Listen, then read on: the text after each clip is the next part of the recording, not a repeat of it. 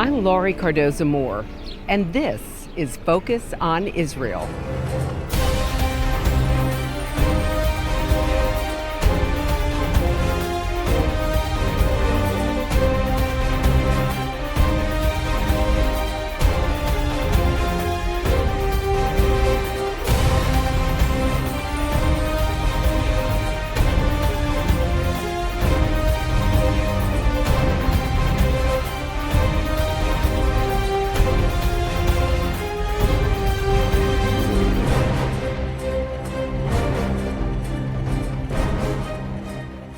On our program today, you'll meet Moshe Arens, an Israeli aeronautical engineer, researcher, diplomat, and politician.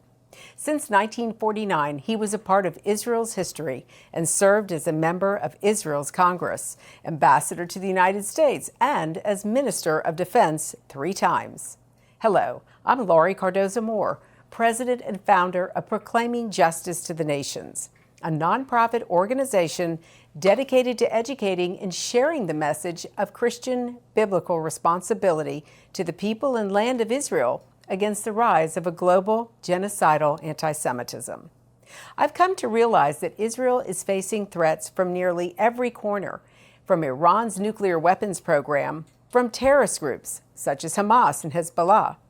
I also saw how much of the world opposes the Jewish state, from the UN to the European countries and to every one of Israel's neighbors. With threats and hatred spreading from every corner, it seems we're heading closer to the biblical prophecy of Armageddon in the Middle East. This wildfire of global hatred toward the Jewish state is now growing at an alarming rate. An ADL global study on anti-Semitism found that more than a quarter of the world's population harbors intense anti-Jewish sentiment. That translates to 1.1 billion people, even though 70% of those queried have never met a Jew. Mainstream media and educational campaigns continue to beat the drum against Israel, with weak to little response. The mantra of Israel as occupiers and thieves continues to grow. But PJTN is not and will not back down in the face of this rising tide. We will stand with Israel and the Jewish people and raise as many watchmen to join us as long as we have breath. Our program today features a gentleman who has put his life on the line to defend God's land. He did not back down and made a difference for God's people and covenant. Moshe Arens was born in 1925 in Lithuania, a country in the Baltic region of Europe. In 1939, the Arens family immigrated to the United States, where his father had business interests in New York City. During World War II, Moshe served in the United States Army as a technical sergeant. Following the Israeli Declaration of Independence in 1948, he immigrated to Israel and joined the Irgun. He was sent to North Africa and Europe to help local Jewish communities establish self-defense groups. In March 1949, he returned to Israel and became a founding member of the Herut Party. In 1951, he returned to the United States and studied engineering at MIT and aeronautical engineering at Caltech, and later worked in the aircraft industry. From 1957 to 1962, Arens was a professor of aeronautics at the Technion. He is also the author of a number of articles in several books, including Broken Covenant, American Foreign Policy, and the Crisis Between the U.S. and Israel, Flags Over the Warsaw Ghetto, The Untold Story of the Warsaw Ghetto Uprising, and In Defense of Israel, a memoir of a political life. After the Yom Kippur War, Arens entered politics and was elected to the Knesset as a member of Likud. After being re-elected in 1977, he became chairman of the Foreign Affairs and Defense Committee, and in 1982 was appointed ambassador to the United States. When he went to D.C., he brought along his young protege, Benjamin Netanyahu, then 32, to work for him. He returned to Israel in February 1983 after being appointed Minister of Defense. After another re-election in 1988, he was appointed Minister of Foreign Affairs and in 1990 returned to the defense portfolio. After a short retirement, he returned to politics in 1999 when Netanyahu appointed him Minister of Defense. It was my distinct honor to sit down and speak with the late Mr. Arens in Tel Aviv several years ago. He was a wealth of information and an eyewitness to many events in Israel's turbulent history. When Israel was founded on May 15, 1948, it was a very small, poor, beleaguered country, instantly invaded by the armies of the surrounding Arab states. It really didn't have an army as yet. It had a militia, young people, poorly armed, greatly outnumbered. A big difference from what you know today as the Israel Defense Forces, which, although we're still a small country, the Israel Defense Forces is a strong, I may even go so far as to say, a powerful army, very capable of defending Israel, and has defended Israel throughout the years of Israel's existence. The War of Independence in 1948, when we had to fight the combined onslaught of the Egyptian army, the Syrian army, the Iraqi army. Well, I was associated with the Irgun already in the United States before I came here. So when I came, I joined the Irgun, and politically I've been associated with the people from the Irgun, who then went into the politics and created a party that was led by Menachem Begin, afterwards by Yitzhak Shamir, today by Benjamin Netanyahu. As I told you, I'm an aeronautical engineer, so I had a certain prejudice in that direction. And during my tenure as defense minister, I put a great deal of emphasis on the development of systems here in Israel that would make the IDF stronger. One of these developments was reconnaissance satellites, and as you probably know, Israel today has a number of reconnaissance satellites which contribute and add to the information that we can get from the United States and its network of satellites. We have our own satellites that can provide us with information about areas that we are concerned about, like Iran at the present time. We developed during my tenure as defense minister the Arrow ballistic missile interceptor, a concept that at the time people thought was technologically impossible, something I wish we had during the Gulf War. We didn't have it yet, but today we have the Arrow system, and that system has a very high probability of intercepting any missiles that are launched our way. Well, we've had a number of waves of aggression against Israel throughout today, 64 years of Israel's existence. It started with the armies of the Arab countries, who felt very confident that they could defeat Israel. These were regular armies. They had tanks, they had aircraft, and naval craft. Israel at the time had almost nothing. But in a succession of wars, the War of Independence, the Suez Campaign in '56, the Six-Day War, the Yom Kippur War in 1973, it became clear that the Arab armies, even when they combined all their forces, even when they surprised Israel, they were not capable of defeating the IDF. And the next wave of aggression against Israel then was terrorism. If it couldn't be done by conventional armies, then maybe it could be done by terrorism. And in this day and age, terrorism is capable of inflicting massive casualties, as you know, in the United States in 9/11. Now, Israel has had to battle this wave of terrorism for a number of years. We were successful in defeating that terrorism in the year 2002 when the Israeli army entered Judea and Samaria, which had been under Palestinian control essentially prior to that, and which was the springboard for terrorist activity against the cities of Israel.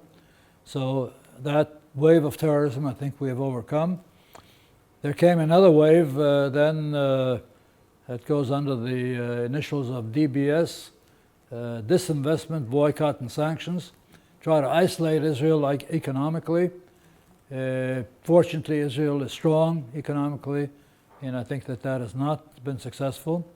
Today, we're facing the ultimate weapon of terror, namely a nuclear weapon in the hands of the Iranians, who announce almost daily that it is their intention to wipe Israel off the map. And I think we will handle that as well.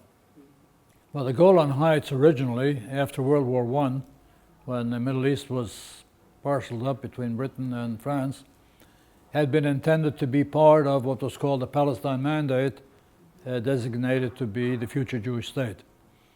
But the British and French and negotiations that they held between them, delineating the border between Syria and what was then Palestine, concluded that the Golan Heights would be moved over to be part of Syria. So those who claim that the Golan Heights have always been part of Syria simply don't know what they're talking about in terms of the historical facts. As a result of the Syrians being in control of the Golan Heights, and that's what they are heights overlooking the Jordan Valley and overlooking the Sea of Galilee, were in a position for many years to fire down upon Israeli civilians, Israeli settlements and Israeli towns that were down below the Golan Heights. And it was only in the Six-Day War that the IDF managed to capture the Golan Heights and free the Israelis living in the valley from the terror that endangered them for so many years from up above. The United Nations does not have the capability, does not have the power, certainly does not have the will to really do something about violations of UN Security Council resolutions, about the fact that Iran threatens Israel and other member of the United Nations with destruction. The United Nations has some 90 Arab and Muslim member states. There's an automatic majority against Israel regardless of whatever motion is put forth. We would have liked to be in a situation where we could turn to the United Nations and make sure that the United Nations would assure Israel's security, would prevent aggression against Israel. Unfortunately, that's not the case. Well, I'm not a believer in the land for peace formula. And I think today most Israelis do not believe in that formula, although in past years some did, and they were under the apprehension or misapprehension that if you only gave the Arabs enough land, in return there would be peace. And Israel's made very significant concessions. The biggest one of all was to the Egyptians in the peace treaty with Egypt, where something happened that had never happened in the history of international relations. A country that attacked Israel 5 times, was defeated 5 times, had everything they lost in the war returned to them. That's never happened before. The Gaza Strip, in effect, has been turned over to Hamas, and Israelis have suffered grievously as a result of the rockets that were launched from the Gaza Strip into Israel. And I think today most Israelis realize that if there were, if an Israeli government were to turn the Judea and Samaria, what people call the West Bank, over to Palestinian control, the direct result would be missiles from that area into the population centers of Israel. So that's not likely to happen. The Israeli government has been trying to be very, very meticulous, I think because of criticism and pressure that's been applied from abroad, also from the United States. I think the position of the United States government to this day is that Jewish settlements in Judea and Samaria are illegal, which is very far from being correct. There's no justification in international law or in Israeli law. As our Prime Minister Netanyahu, when he spoke before both houses of Congress, said, we do not come to Judea and Samaria as foreign occupiers. Right? You just need to read the Bible to know how true that statement is. Well, you know, one of the great and maybe the greatest Zionist leader, Jabotinsky, wrote a very famous article many years ago, in 1923. We're approaching maybe 100, almost 90 years from the time it was written. It was called The Iron Wall, in which he said that the only possibility for peace being established between the Jews and the Arabs in this area is once the Arabs are convinced that they have no chance of throwing the Jews into the sea, that they have no chance of destroying the Jewish state. And I think that that almost prophetic vision is correct to this day. When that day comes, and I think it will come, when it is really clear to everyone that there's no chance of forcing Israel out of the area, of throwing the Jews into the sea, then there may be a chance to proceed towards peace. In the wake of the defeat of Arab armies, we had a wave of terror strike Israel.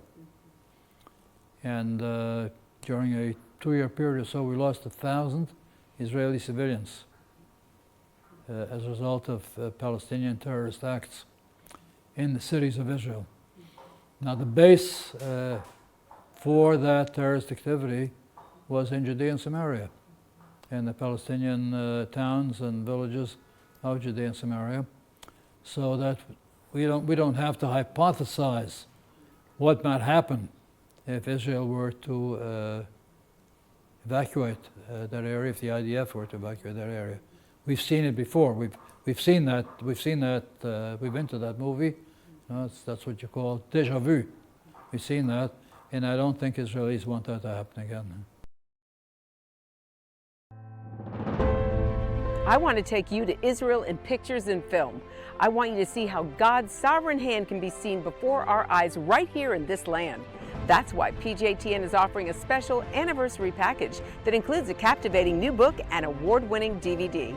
Israel Rising is a unique visual story of Israel's miraculous journey from unforgiving desert to thriving nation.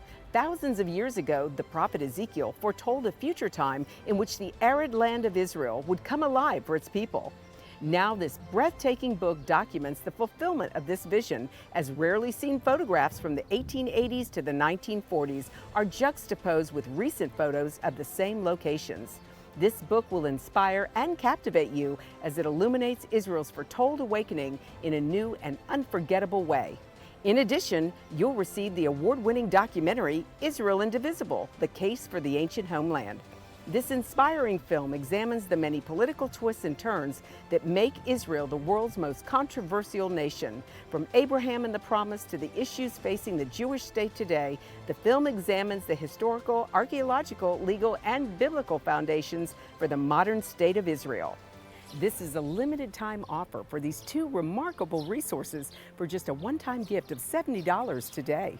Your generous donation will help ensure that PJTN stays on the front lines and in the headlines of all the important issues facing Israel and our Jewish brethren. So please go to pjtn.org today. From studying history, it's very clear that what starts with the Jews never ends only with the Jews. We must strongly stand against any anti-Semitic trends, for if not stopped, they'll cause harm to all of us, and we'll witness the downfall of our Judeo-Christian Western culture. Today, many people say there's no longer a need for a Jewish state, that Jews around the world no longer need a place of refuge. But anyone who has heard recent statistics about the worldwide rise in anti-Semitism would never make such a claim. The reality is that neo-Nazi groups and Nazi sympathizers are increasing around the world. Surveys show that over 1 billion people in the world harbor anti-Semitic attitudes. Close to 50% believe that Jews have too much power in the business world, and 2/3 of the world's population has never heard of the Holocaust or believe the historic accounts of it are inaccurate. Don't let yourself be manipulated by evil people with a wicked agenda. When the self-serving villains are in control, good people from all religions suffer. Muslims, Christians, and all people of conscience should stand proudly and show respect for a country that gives so much to the world in so many ways. Do your part, do your research, and do what you can to make a difference. Because what happens in Israel does affect us all. This is not just a Jewish or just an Israeli problem. This is a problem for all humanity, for each and every one of us who believe in freedom and human rights. Learn more about what you can do at pjtn.org. In 2008, Dr. Irving and Cherna Moskowitz established the Moskowitz Prize for Zionism to recognize people who put Zionism into action in today's Israeli society, at times risking their own personal security, placing the collective before the personal needs, and doing what it takes to ensure a strong, secure Jewish homeland. The need for this special prize arose from the feeling shared by many that the true Zionist heroes in today's Israel, those known to the public as well as those far outside the public spotlight, both young and old, do not always receive the institutional recognition and public praise they deserve. One of the traits shared by the Moskowitz Prize winners and many of the candidates is that each does not see themselves as an extraordinary person, not as a hero, but as one who simply fulfills their duty. As an Israeli, to make Israel a better, safer, more just place. And at the end of the day, a more Zionist home.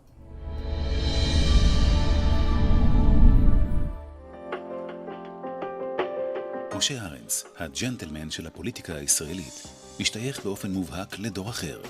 דור שהכיר את ז'בוטינסקי אישית, דור שלא נרתע מעבודת כפיים חלוצית בכדי ליישב את ארץ ישראל. כשאומרים לא עושים היום כאלה, בדיוק אליו מתכוונים. הוא לא מתלהם, לא צועק, וכשמשהו אינו לרוחו, הוא לא מפחד על משרתו ונעלם דום, אלא עושה מעשה ועוזב את הממשלה.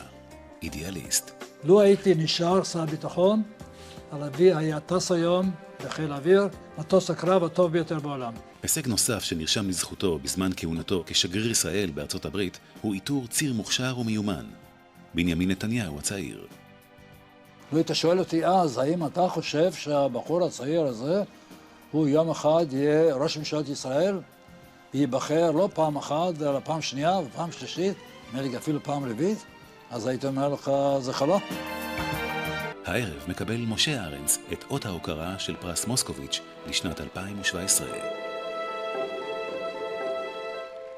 להענקת האות אני שמח להזמין אל הבמה את רעייתו של ארווינג מוסקוביץ', אשת חזון ומעש, הגברת צ'רנה מוסקוביץ'. מחיאות כפיים, בבקשה. ידיד, אני רואה בך מורה גדול, ואני רוצה לאחל לך הרבה שנים של המשך יצירה פוריה. אתה צעיר, זקוף גב, בעיר מחשבה.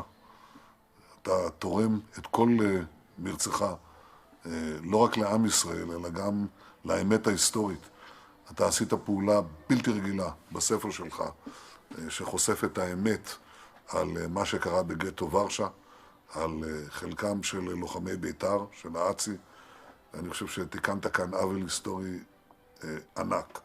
ואני מודה לך גם באופן אישי, אבל גם בשם עם ישראל. אני מודה לך בשם עם ישראל על הכל. ערב טוב. אני ציוני גאה.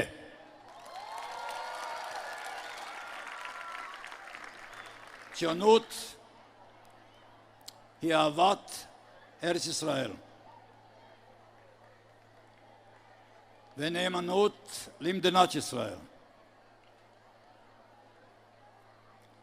ציונות היא גם יחס של כבוד למיעוט שחי בתוכנו, לדרוזים, לצ'רקסים, לערבים המוסלמים, לערבים הנוצרים. להם אנחנו רוצים להבטיח מה שמובטח לכל אחד מאזרחי הישראלים היהודים, שוויון זכויות, שוויון הזדמנויות, אותן הזדמנויות שמדינת ישראל המתקדמת מאפשרת לכל אחד מאזרחיה להגיע אליה, ובבוא היום אנחנו מצפים גם לשוויון של חובות, כולל הנשיאה של החוב של הגנה על המדינה. השילוב של אזרחי המדינה הלא יהודים בחברה הישראלית, בכלכלה הישראלית, חייב להיות אחד היעדים העליונים של המדינה ושל אזרחיה היהודים. ציונים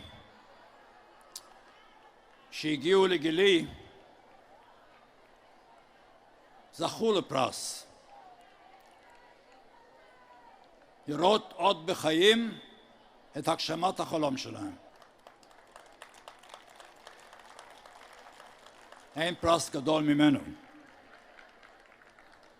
לראות את מדינת ישראל כמה מתחזקת, מתעצמת, גם מתעשרת, בטוחה בעצמה וביכולת שלה לעמוד מול כל אתגר, מול כל אויב.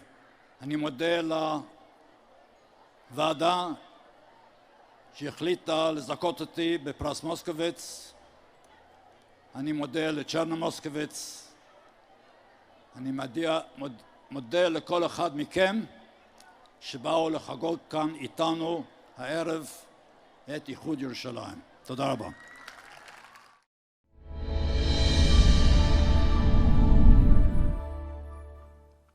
We want to thank the Moskowitz Award Committee for allowing us to join in this historic event. I pray you found some inspiration and hope from the amazing story of Moshe Arens. Well, that's our show, and I want to thank you for watching. The time to take a stand is now. Be a leader in your community and in your church. One person can make a difference. Get involved with and support pro-Israel organizations such as PJTN. Call your senators, congressmen, the White House. Let your elected leaders hear from you. Visit our website to learn more. Sign up to receive free action alerts and order our films to share with family and friends. Please encourage everyone you know to tune in and become informed. God bless you, and thank you for all you do on behalf of our Jewish brethren and all Israel. We'll see you next time on Focus on Israel. To support this program, send your tax-deductible gift to Proclaiming Justice to the Nations, P.O. Box 682711, Franklin, Tennessee 37068. You can also support PJTN online. Visit pjtn.org or call 1-877-873-9020. Anti-Semitism has reached epic proportions, and Israel is now surrounded by nations who seek its destruction. For Israel to lose just one battle would mean losing everything. As Christians, it is our biblical responsibility to stand with our Jewish brethren and Israel. PJTN needs your help to reach more Christians with this urgent message. Please visit our website to become a member today and order our award-winning documentaries. You must decide that you won't be silent. Sign up now at pjtn.org. God bless you and thank you for your support and prayers.